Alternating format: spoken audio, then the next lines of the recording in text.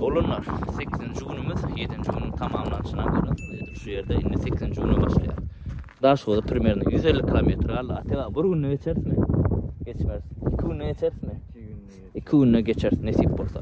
Kalanam gücümüze göre. Dün geçen videoda görünsünüz. Yatman sürdük 24 saat. Dün geçip bildik biz.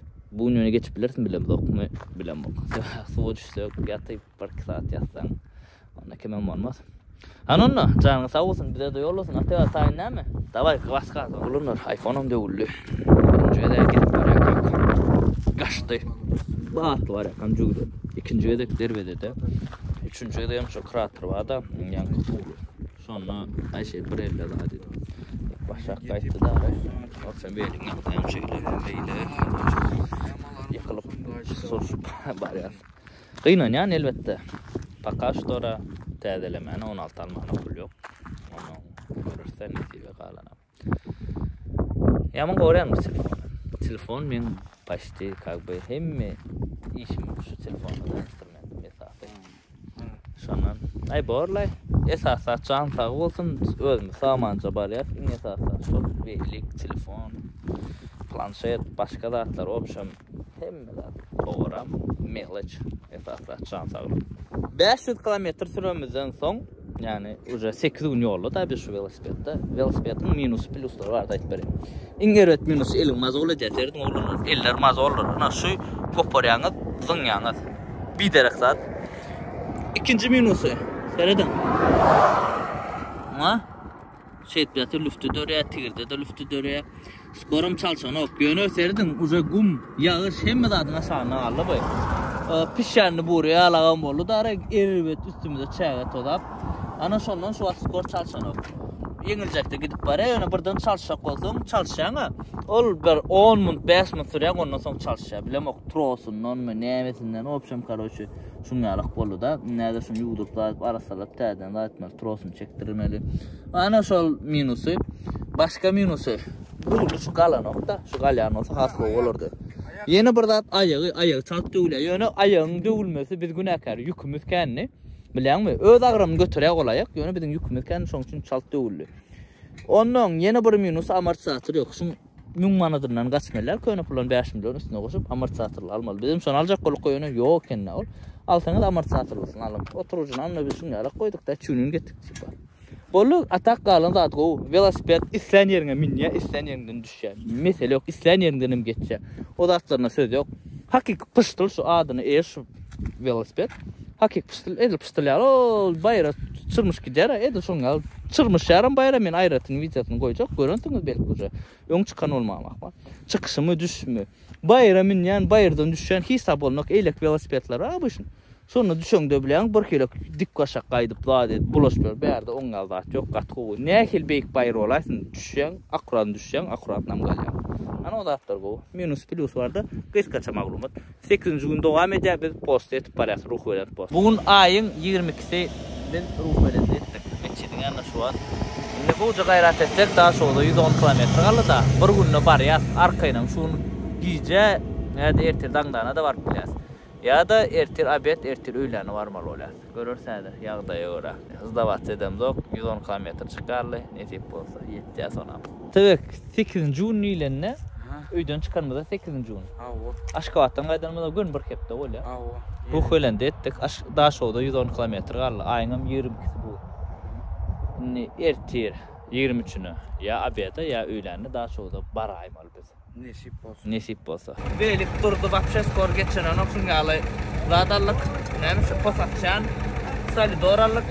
Barlak görül. Goğuceli arasalalı.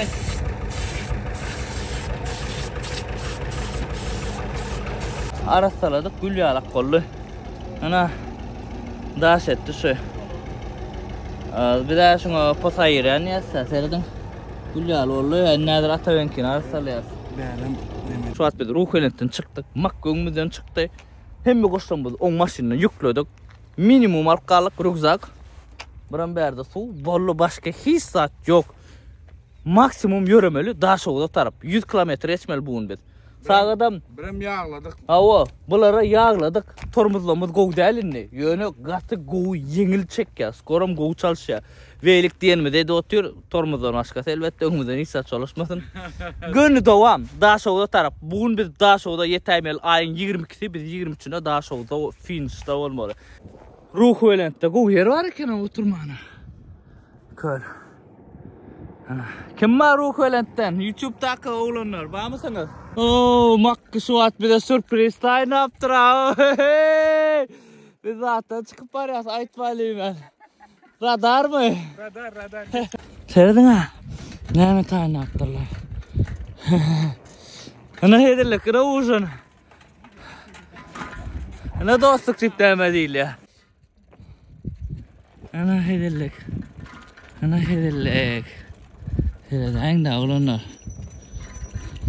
Tan kançayı ingo oranızı kalvasam gana peurize ingo su hem oranızı atlam tayna koyup tura verdi na sağcal bakkı kofe da bu kofe serdin özü üzerine o men ingo oran kofem men ingo oran aydımlamın bir nem tayna yaptırdı aja seyredin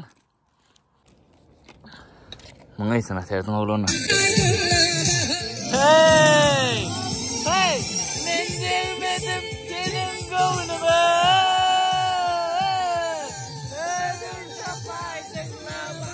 Lüle de biste Yelin onda Yelin Yemin tamamla sereden de Daşowzyň nilesi bu. Soç ne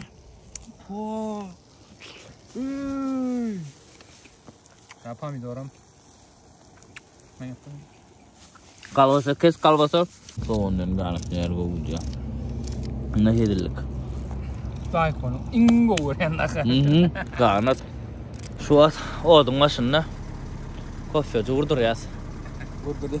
Ateva Dine kimedin ne? Tayin mi? O makkam goşlanmadı yedine verdi ara o seyredin ha o goşları yedine Nem üçün allık özmüz allıkla oynayacağım son kelle işledi burada nedir 100 kilometre o biz Daşowzyň territoriyasına olamaz o da boşluğu eken bu kaptal men bilem ama men birinci git barana men pikretim o olun içinden geç git barasıp arkayın olma bu kaptal 40 kilometre boşluğu eken onun şu tayda dövülse galyasa o şırmayın aydi oturyaz onun makgılyansa anana şunu içip yörelin oğlanlar biraz garankam düştü biz dağı çenini velik sürmeli davat Beni dinsene Çiğun takmadı alı Oğlanlar durdu Gördün mü oğlanlar Nereden Daşowdan gel oturanlar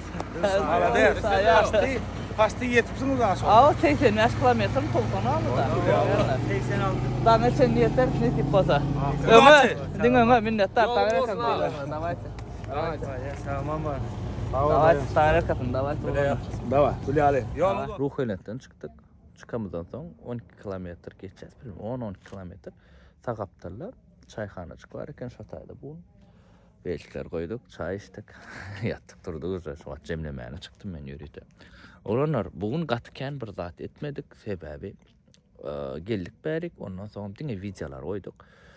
2 unyal video koymadık da onun bir gidene video çektik. Olar TikTok oyuşturan olduk, Instagram oyduk. Opşan bugün bari işimiz video koymak oldu. Biraz oturdu incarlık nan yedik. Berde Ruh Welent'te.